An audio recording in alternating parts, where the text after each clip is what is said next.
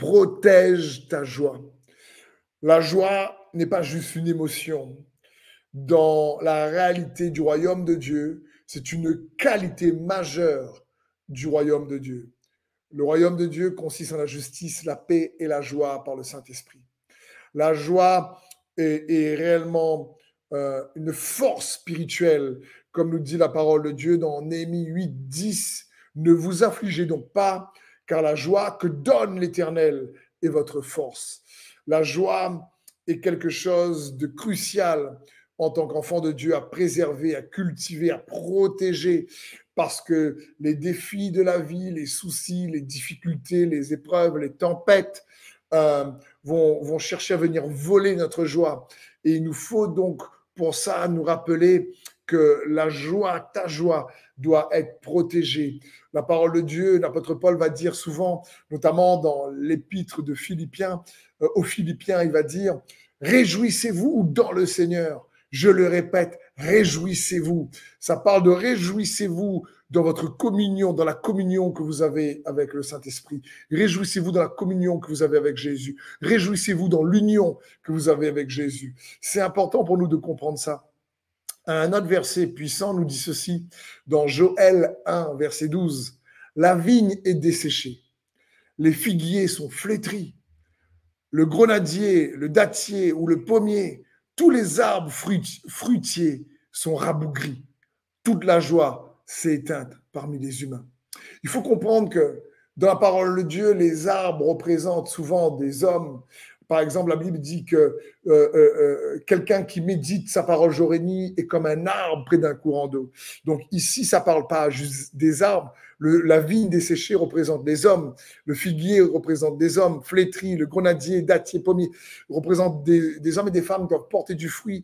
Et il dit, mais ils ne portent pas de fruits, c'est des fruits rabougris. Pourquoi? Parce que la joie s'est éteinte.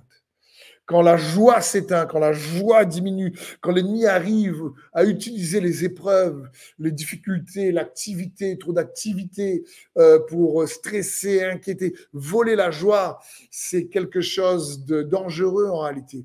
Il faut que là, tes détecteurs spirituels fait oh là là là là là, je ne dois pas l'ennemi laisser voler ma joie, je vais prendre un temps de pause et je vais me rappeler la bonté du Seigneur et la déclarer et la méditer et pas me focaliser, pas prendre toute mon attention sur la difficulté et l'ennemi utilise la difficulté pour mettre des mensonges, pour intégrer, diffuser des mensonges à l'intérieur qui cherchent à voler notre joie.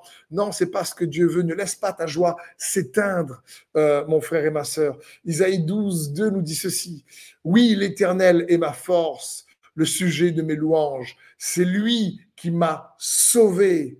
Vous puiserez avec joie de l'eau aux sources du salut. Waouh! On voit ici ce passage incroyable dans Isaïe 12 qui nous dit « Vous puiserez avec joie aux sources du salut ». Le salut que nous avons en Jésus-Christ, toutes les qualités qui sont rattachées au fait que nous sommes sauvés. Eh bien, pour y puiser, s'il y a bien une qualité qu'on a vue dans Isaïe 12, 3 ici, vous puiserez avec joie. Donc, le diable sait que quand il vole notre joie, il va voler notre faculté à venir extraire les choses, les bienfaits, les bénédictions que Dieu a pour nous. C'est pour ça que l'apôtre Paul va dire « Réjouissez-vous dans le Seigneur ». Je le répète, réjouissez-vous. Et il va juste emmener des difficultés et on va garder la foi en Jésus, mais on ne va pas avoir la foi qui réellement va tellement résister qu'elle va extraire les bienfaits du salut parce qu'il va chercher à nous faire perdre la joie. Il sait que la joie va nous donner de la force. Il sait que la joie va faire la différence. Puiser avec joie pour extraire les bienfaits dans la réalité de l'esprit et l'amener à se manifester dans la réalité naturelle. Eh ben, la joie est une qualité, une des qualités nécessaires. Le psaume 64, verset 11 va nous dire ceci. Quand l'Éternel, le juste, trouve sa joie et son refuge, et tous les hommes droits s'en féliciteront. Ça parle que le refuge, quand on parle de Dieu, notre refuge, c'est-à-dire notre mentalité, notre manière de penser, doit toujours nous rappeler que Dieu est notre joie. Il faut que dans notre relation avec Dieu, dans notre renouvellement de notre manière de penser, on puisse toujours extraire de la joie dans notre relation avec le Seigneur. C'est un refuge. La joie est un refuge. Vous imaginez une protection, nous dit ici la parole de Dieu dans le psaume 64. Il y a tellement, tellement de qualités incroyables que renferme la joie. La joie n'est pas juste, encore une fois, une émotion, c'est une qualité spirituelle nécessaire qui va changer ta condition de vie, même ta force intérieure. Ça va te fortifier intérieurement. Ça va te permettre d'être plus habile pour extraire de la révélation que Dieu te donne ou de la méditation des Écritures, les bénédictions que Dieu a pour toi. C'est pour ça qu'il est vital, crucial de protéger sa joie. Quand l'apôtre Paul dit « Réjouissez-vous dans le Seigneur », je le répète, réjouissez-vous. Il ne dit pas ça juste pour être gentil, pour dire « Je suis désolé que vous êtes triste, vous. Oh, franchement, j'aimerais tellement vous voir joyeux. » Il ne dit pas ça juste pour les voir joyeux. Il dit ça parce qu'il sait, lui qui traverse tant d'épreuves, il sait qu'il doit protéger sa joie. Il sait qu'il faut qu'il puisse extraire sa joie de la communion avec Dieu, afin que cette joie qui est une qualité du royaume de Dieu en lui puisse lui permettre de puiser les bienfaits du salut, les bienfaits des bénédictions, de la force que Dieu désire l'insuffler. Donc, protège ta joie, mon frère et ma sœur. Je ne veux pas sous-estimer les difficultés que tu traverses.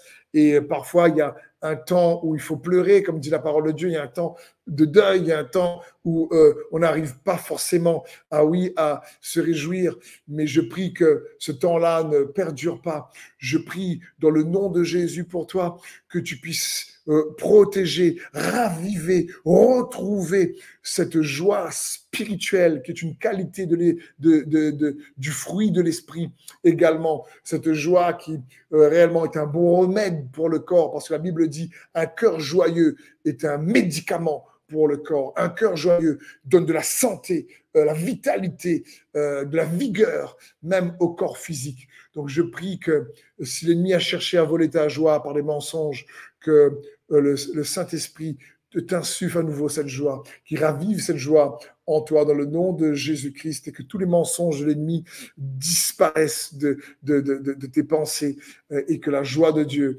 apparaisse de plus en plus dans ton cœur, dans le nom de Jésus. Amen.